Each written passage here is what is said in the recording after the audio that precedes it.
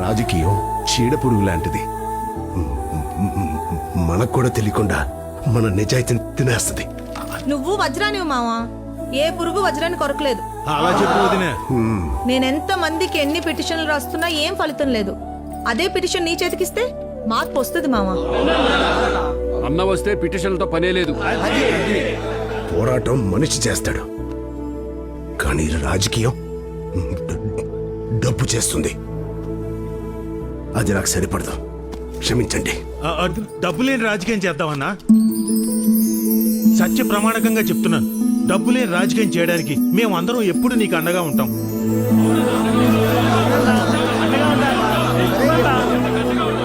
ఒక మంచి జరగాలంటే ఏళ్ల తరబడి ఎదురు చూడకూడదు మామా. ఒప్పుకో. ఒప్పుకో నాన్న.